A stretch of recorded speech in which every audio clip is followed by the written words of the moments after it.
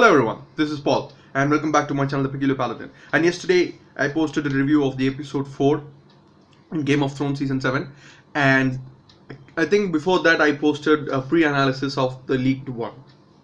So both of them I covered most of the things. But today I wanted to take things on a little bit differently. I wanted to talk about the similarities that you would find in the dialogues that took place in this episode. For example, a simple example I can give is like the bend the knee, wherein Daenerys would say to Jon Snow. Add a little bit more in depth to that than you might think.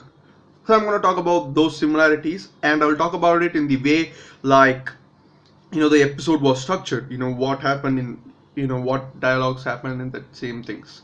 So without much further ado, let's just get into it, shall we? So the first things first. The first thing that would be happening is Brandon Stark would say a dialogue to Littlefinger after he would present a dagger to him. And this was not a big thing, obviously, because when Brandon Stark would say chaos is a ladder, Littlefinger would get a little bit, scared. He will just like, wait, what?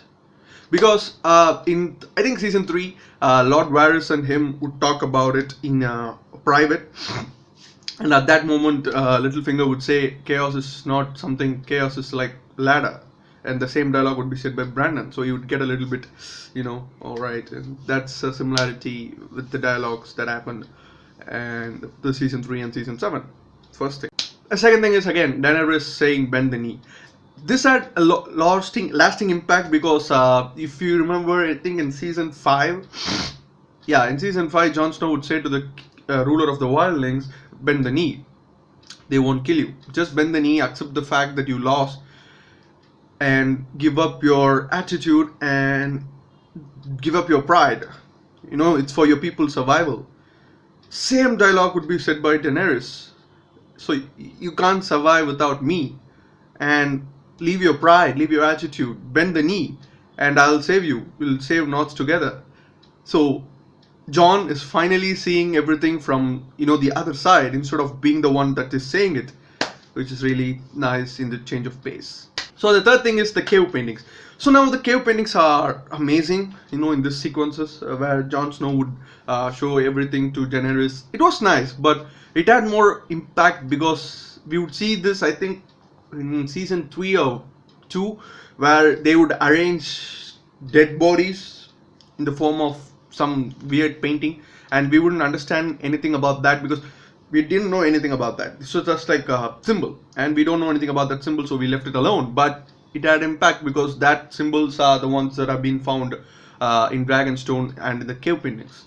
That's nice to know, right? Fourth thing is Arya and the gods. I mean, she doesn't get recognized anywhere. I don't know why. I mean, this happened in season 1 where she would be in King's Landing with her father, and the guards would misguide, take her as a boy, and then say, "You're not Arya Stark. She's a woman, and you're a man. Get away from here." And then she'll be like pissed off. If I tell my dad, you guys would be gone, and before I smash your heads together, just let me in. So the same thing would happen here. She would not get recognized.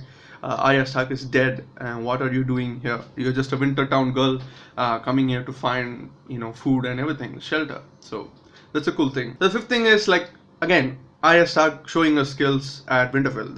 That's not the first time, but this time around it was a little bit more impactful because in the first season when Bran would try to shoot, he can't, and Arya would shoot the thing first, and that would be for fun. But this time around Bran can't do anything really, but Arya is the one who should do everything, and she would do that. And Sansa would be like, in the 4th episode, she would be like, why did you run from the guards? I didn't run from the guards, you need better guards. She would be like, oh, she's just saying playful things. And when she would show her skills to Brienne, that's when Sansa would realize the little sister that went off from Winterfell is not the little sister that she knew anymore. That's a good thing, not a bad thing. The 6th thing that I want to talk about is Ser Davos correcting grammar of Jon Snow. He would correct the grammar when they would be walking down the stairs, and this is a straight down reference to Stannis Baratheon, who would be correcting everyone's grammar whenever he can. Sometimes not right to their face to hurt them, just like to himself. okay, that should not be said like that. This should be said like this. So I think he picked up something from him and he's teaching to Jon Snow. That's a cool thing. That's a bro thing. And the next thing that I want to talk about is Aegon Targaryen's battle in the Field of Fire one. Is like the same scenario that happened before this battle of the Spoils of War episode, where the dragon would burn Lannister army, Dothrakis would take over. The same thing happened with, again, Aegon Targaryen would fly a dragon, and I think his sister would fly a dragon as well. So there would be two dragons instead of one, and they would burn the Lannisters army to the ground. So a nice throwback. And the Field of Fire was actually like, this one also is like a Field of Fire.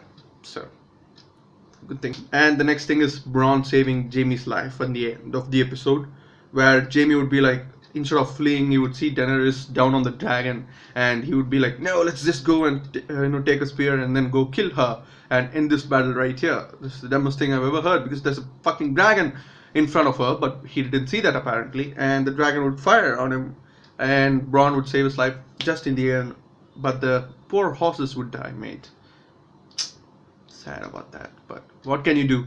Hey, horses passed away. That horse had a great hair, greater than mine, so I was envy of it a little bit. So whatever. But Jaime would drown because of the weight of the armor.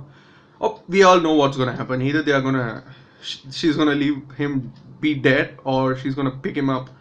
He's too important for them to just let him die. Okay, he's gonna be the prisoner of Daenerys Targaryen, 100%.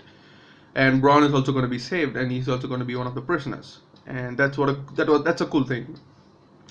So these are the similarities that I found, guys, in the episode and to the previous one that have happened, in terms of dialogue, or in terms of things that might have happened, or in terms of scenarios and everything.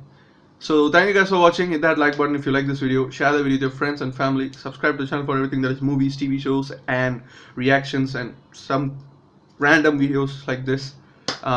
And let me know in the comments down below on your thoughts of this video, and what did you find similar.